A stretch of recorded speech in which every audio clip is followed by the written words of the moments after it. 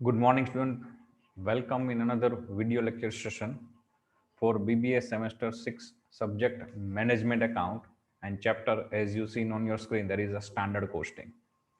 Student તમારા સબ્જેક્ટમાં કોર્સમાં standard costing જે છે એમાં અલગ અલગ વેરિયન્સ ફાઇન્ડ આઉટ કરવાના છે જેમાં તમારા કોર્સમાં બે વેરિયન્સ છે, એક material variance and labour variance.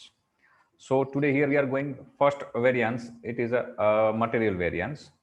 What is material variance? What is the base for this chapter? We are going for discuss here. So first one, introduction. The standard costing system is a technique of costing in which standard or predetermined costs are fixed for each item of cost and they are compared with actual performance, and variance or differences are found out to see how actual differ from standard. Standard costing system જે છે એક કોસ્ટની એક system છે, એક technique છે. એ શું છે કે તમે જ્યારે કોઈ પ્રોડક્શન લ્યો છો, કોઈ મેન્યુફેક્ચરિંગ કરો છો, તો એ પ્રોડક્ટને મેન્યુફેક્ચર કરવા માટે એકચ્યુઅલી જે એના એક્સપેન્સીસ લાગે છે, જે મટીરિયલ યુટિલાઇઝ થાય છે, જે લેબર યુટિલાઇઝ થાય છે અને એનું જે આઉટપુટ મળે છે, એ આઉટપુટ એકચ્યુઅલી એ પ્રોડક્શન બનાવવા માટે જે સ્ટાન્ડર્ડ બેઝ ડિસાઇડ થયેલો છે અથવા તો જે પ્રી ડિટરમાઇન્ડ છે કે ચલો ભાઈ આ પ્રોડક્ટ બનાવવા માટે આટલા કિલો અથવા આટલા યુનિટ્સ આ રો મટીરિયલ જોશે, આટલો લેબર ચાર્જ થશે અને પ્રોડક્શનની કોસ્ટ છે એ આટલી બેસશે, એવું એક આપણું પ્રી ડિટર્મિનેશન હોય છે, એક અગાઉથી એક અંદાજ હોય છે. અથવા તો એવું કહી શકાય કે આ ટાઈપની જે ઇન્ડસ્ટ્રીઝ છે, ફેક્ટરીઝ છે, એના ઓવરઓલ ડેટા કલેક્ટ કરી અને એક સ્ટાન્ડર્ડ ફિક્સ કરેલું હોય છે કે ચલો આ પ્રોડક્ટ બનાવી હોય તો એના માટેનું આ સ્ટાન્ડર્ડ મેઝરમેન્ટ આ છે કે આટલા કિલો કે આટલું મટીરિયલ યુટિલાઇઝ થશે, આટલું લેબર ચાર્જ થશે અને એની પ્રોડક્શન કોસ્ટ આટલી બેસે. That is a standard or A pre determination. But જ્યારે તમે ખરેખર તમારી ફેક્ટરીમાં એનું પરફોર્મન્સ જુઓ છો તો જે સ્ટાન્ડર્ડ હોય છે કે જે પ્રી ડિટર્મિનેશન તમારું નક્કી કરેલું હોય છે એના કરતાં રિયલ જુદું હોય છે. તો એ એકચ્યુઅલ પ્રોડક્શન કોસ્ટ જે તમારી આવે છે અથવા એકચ્યુઅલ કોસ્ટ જે બેસે છે અને સ્ટાન્ડર્ડ કોસ્ટ જે ડિસાઇડ થયેલી છે, ફિક્સ થયેલી છે, અથવા તમારું જે પ્રી ડિટર્મિનેશન જે છે એને અને એકચ્યુઅલ વચ્ચે શું ડિફરન્સ છે એ આ ચેપ્ટર ઉપરથી આપણે નક્કી કરી શકીએ છીએ. મતલબ કે આ ચેપ્ટર એના માટેનું છે એવું કહી શકાય. In previous chapter, we have seen various method of costing primarily concerned with the ascertainment of cost. The information provided by this method is historical. Historical costs are the cost applicable to complete production or service already rendered. અગાઉના ચેપ્ટરની વાત છે જે તમારા course સાથે કંઈ connection નથી એટલે એ લાઈનનું આપણે ડિસ્કશન નહીં કરીએ. પણ તમે જે પ્રોડક્શન લઈ લીધેલું છે એના જે ડેટા છે એ હિસ્ટોરિકલ ડેટા છે, હિસ્ટોરિકલ કોસ્ટ છે. એટલે કે તમે જે પ્રોડક્ટ પૂરી કરેલી છે, કમ્પ્લીટ મેન્યુફેક્ચર થઈ ગઈ છે અથવા તમે જે સર્વિસ પ્રોવાઈડ કરી દીધેલી છે એના ડેટા છે. Under historical costing, data are presented to the management after a sufficient time has elapsed and such management is unable to take necessary corrective action in time. કે હિસ્ટોરિકલ ડેટા છે એ ભૂતકાળની માહિતી પૂરી પાડે છે. એટલે કે જે પ્રોડક્શન કમ્પ્લીટ થઈ ગયું છે, જે સર્વિસ પ્રોવાઈડ કરી દેવામાં આવેલી છે એના ડેટા છે. હવે એમાં કદાચ કોઈ ખામી હોય, એમાં કોઈ આપણે ડિફેક્ટ જણાય તો એને તમે સુધારવા માટેનો સમય નથી, કારણ કે એ સમય પૂરો થઈ ગયો છે, એ પ્રોડક્ટ તમારી પૂરી થઈ ગઈ છે, મેન્યુફેક્ચરિંગનું કામ પૂરું થઈ ગયું છે, સર્વિસ પ્રોવાઈડ કરી દીધી છે. તો હવે એ જે પ્રોડક્શન પ્રોસેસમાં કે જે સર્વિસ તમે પ્રોવાઈડ કરી છે એની મેથડમાં ક્યાંય ડિફેક્ટ હોય, કોઈ ખામી જણાય તો તમે એને સુધારી શકતા નથી, એનો ટાઈમ પૂરો થઈ ગયો છે. તો એને સુધારવા માટે હવે તમે કોઈ એક્શન લઈ શકતા નથી. The principal objection to normal system of costing is that they help to ascertain the cost only, but it fails to provide information as what the cost should have been and whether the result achieved are satisfactory or not. જે normal costing system છે basically એનો જે હેતુ છે એ મેનેજમેન્ટને useful થવાનો છે કે આ કોસ્ટ જે છે એ કેટલી આવે છે, પડતર કિંમત શું થાય, એનો બેઝિક ફંડા કોસ્ટનો એ છે. પણ જેમ જેમ ડેવલપમેન્ટ થતું જાય છે, જેમ જેમ આગળ જતો જાય છે દેશ, ઔદ્યોગિક વિકાસ જેમ થતો જાય છે એમ એમ કોસ્ટના ઘણા બધા ઉપયોગ થતા જાય છે. એ પ્રમાણે અહીંયા જે પોઈન્ટ છે એ એવું કહેવા માંગે છે હવે અત્યારે જે કોસ્ટનો આપણે યુઝ કરવાનો છે એ રીતે કરવાનો છે કે તમારી જે પ્રોડક્શન અત્યારે પ્રોસેસ ચાલુ છે કે જે તમારી સર્વિસ લાઇન ચાલુ છે એનાથી તમને જે આઉટપુટ મળે છે, જે રિઝલ્ટ મળે છે, એ રિઝલ્ટ તમારા સેટિસ્ફેક્શન પ્રમાણે છે કે નથી, તમે જે ટાર્ગેટ એચીવ કરવા માંગો છો એ ટાર્ગેટ એચીવ થાય છે કે નથી થતો.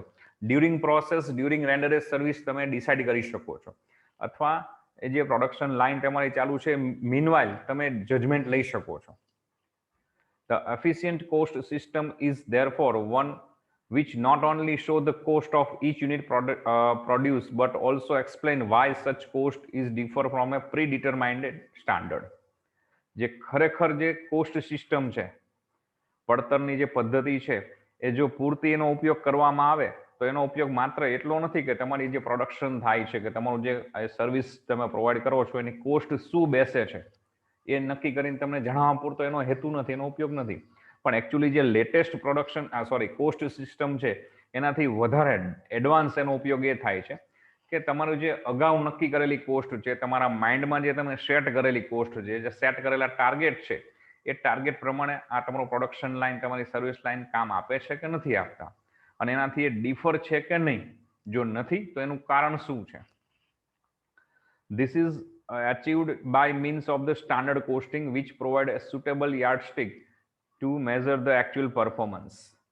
કે સ્ટાન્ડર્ડ કોસ્ટિંગ છે આ માપ કરવા માટે એક યાર્ડસ્ટિક, તમને મેઝરમેન્ટ, માપ પૂરું પાડે છે કે તમારા માઇન્ડમાં જે કોઈ વસ્તુને પ્રોડક્શનને લઈ અને કોઈ કોસ્ટ તમે ડિસાઇડ કરેલી છે, અથવા તો એવું કહી શકાય કે તમે જે માપ ધોરણોને આધારે તમે જે પ્રોડક્શન ચલાવો છો તો એ પ્રોડક્શન તમારા કેલ્ક્યુલેશન પ્રમાણે ચાલે છે, એની જે કોસ્ટિંગ આવે છે તમે જે ડિસાઇડ કરેલી છે એ કોસ્ટિંગની આસપાસ કે એ એક્ઝેક્ટ એટલી બેસે છે કે નહીં, એનું મેઝરમેન્ટ તમને પૂરું પાડે છે. Predetermined costs are those which are computed in advance production on basis of specification of all the factors affecting cost. Thus, standard costing is not only a method of cost ascertainment, but it is a method of cost control as well. તો standard costing તમને એક measurement પૂરું પાડે છે તમારા કોઈ પ્રોડક્શનને લઈને, એ production કરવા માટે શું રો મટીરિયલ વપરાશે, શું લેબર ચાર્જ લાગશે, શું એની કોસ્ટ બેસશે. કોઈ સર્વિસ ફેક્ટર હોય તો એ સર્વિસ માટેના તમને યાર્ડસ્ટિક એક પૂરી પાડે છે, કોસ્ટની ડેટા પૂરા પાડે છે, અને એક સ્ટાન્ડર્ડ બેઝ તમને આપે છે. એના આધારે તમે કામ કરો છો અને તમારું એકચ્યુઅલ પરફોર્મન્સ જે આવે છે એ સ્ટાન્ડર્ડની સાથે મેચ કરે છે કે નથી કરતું. જો નથી કરતું તો એના રીઝન શું છે એ તમે ફાઇન્ડ આઉટ કરી શકો છો. લેબર વધારે યુઝ થાય છે, લેબર ચાર્જ વધે છે, મટીરિયલ વધારે વપરાય છે, શું એકચ્યુઅલી ત્યાં ડિફેક્ટિવ શું છે આપણી મેથડમાં એ આપણે શોધી શકીએ છીએ. એટલે સ્ટાન્ડર્ડ કોસ્ટિંગ છે એ થોડીક એડવાન્સ મેથડ છે કે તમને ફક્ત કોસ્ટના ડેટા પૂરા પાડે છે એવું નથી, એ તમારી કોસ્ટ ઉપર કંટ્રોલ પણ તમને કરાવે છે. ઓકે, પ્રેક્ટિકલ સમ એના શરૂ કરીએ એ પહેલા આપણે એની ફોર્મ્યુલાસ જોવી જરૂરી છે. તો સ્ટાન્ડર્ડ કોસ્ટમાં આપણે જે મટીરિયલ વેરિયન્સીસ જોવાના છે એની ફોર્મ્યુલા, આ બધી ફોર્મ્યુલાસ છે. તમે વિડીયોને પોઝ કરી અને ફોર્મ્યુલા તમારી બુકમાં નોટ ડાઉન કરી શકો છો. ફોર્મ્યુલા હું અહીંયા રીડ કરું છું. સ્ટાર્ટ કરીએ. નંબર 1 છે મટીરિયલ કોસ્ટ વેરિયન્સ, શોર્ટમાં જેને આપણે MCV કહીશું.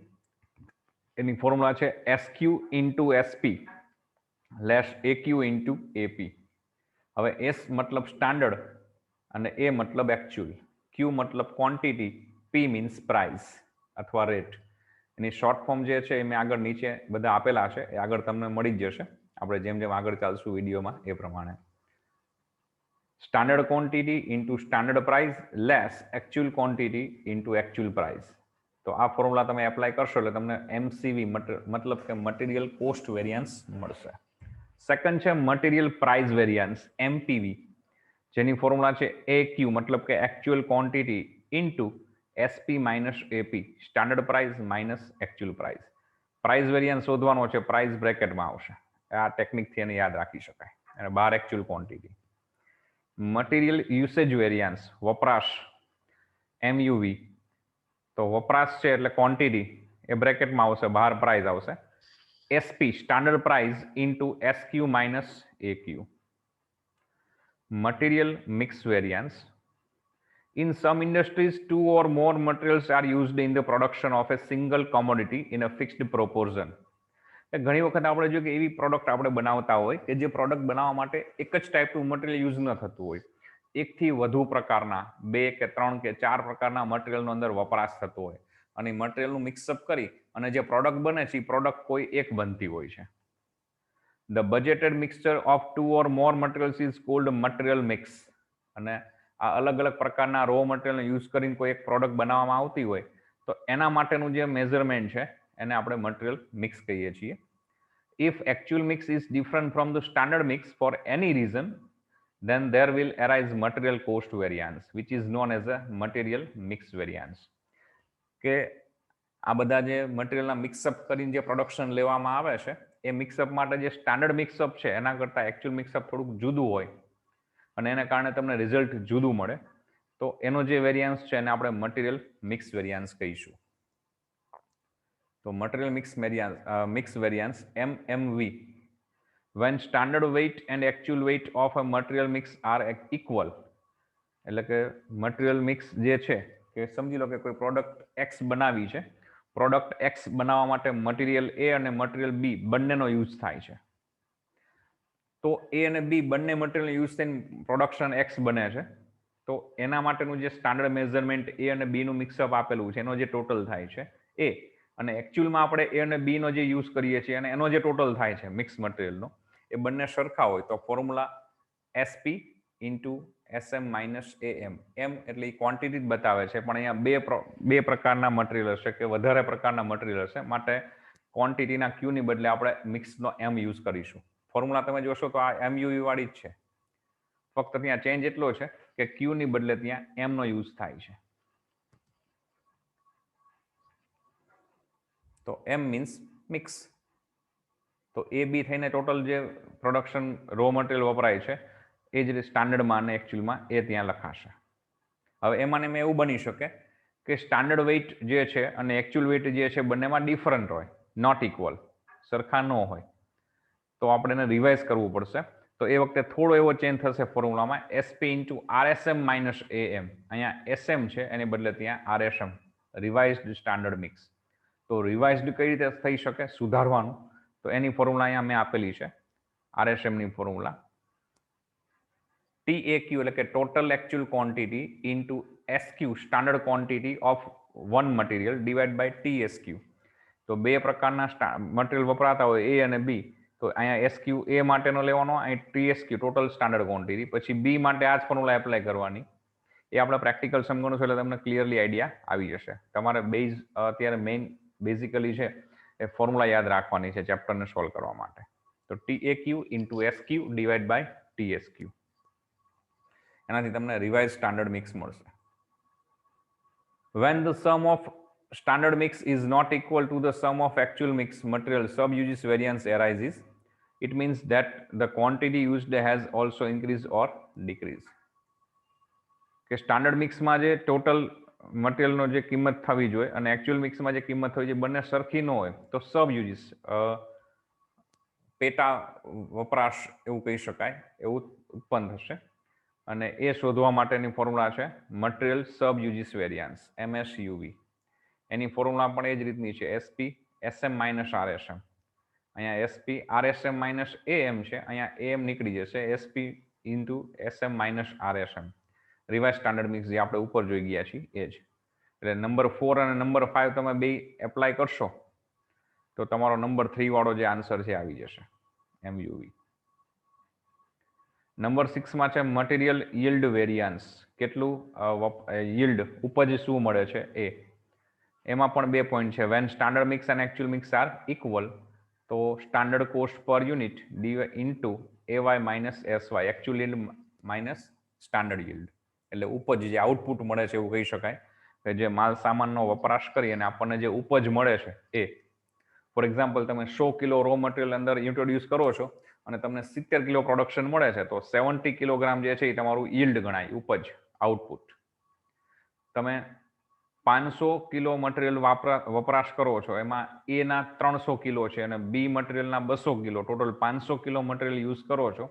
એની સામે એકચ્યુઅલ પ્રોડક્શન જે મળે છે એ 450 કિલો મળે છે, તો 450 કિલોગ્રામ જે છે એ તમારું યીલ્ડ. ઓકે. હવે એ સ્ટાન્ડર્ડ યીલ્ડ અને એકચ્યુઅલ યીલ્ડ બંને સરખા હોય તો આ ફોર્મ્યુલા યુઝ થાય છે. હવે બંને સરખા ન હોય, વેન નોટ ઇક્વલ, તો ત્યાં પણ standard cost per unit into AY minus RSY એટલે રિવાઇઝ સ્ટાન્ડર્ડ yield. તો એને રિવાઇઝ કરવા માટેની ફોર્મ્યુલા પણ અહીંયા આપેલી છે. પહેલા કોસ્ટ પર યુનિટ શોધવાની ફોર્મ્યુલા છે. Total standard cost divide by total standard output, એટલે સ્ટાન્ડર્ડ કોસ્ટ પર યુનિટ મળે. અને રિવાઇઝ સ્ટાન્ડર્ડ yield શોધવા માટેની આ ફોર્મ્યુલા છે.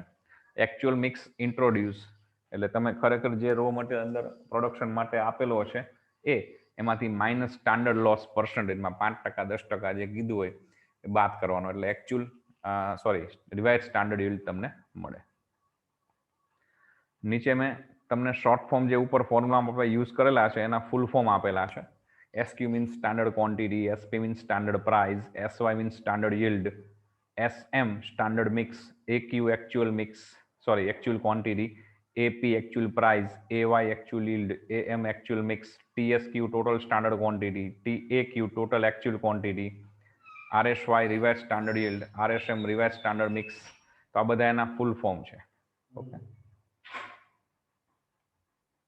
ફરી એક વખત ફોર્મ્યુલા જોઈ લેજો તમે. પેજને હું 2, 5, 10 સેકન્ડ માટે હોલ્ડ કરું છું જેથી તમે સ્ક્રીનશોટ લઈ શકો.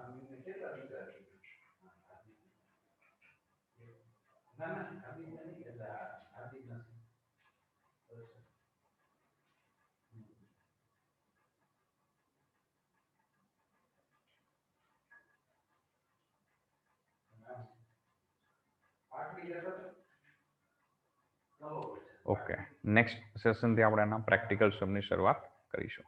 Till then have a good day, good bye.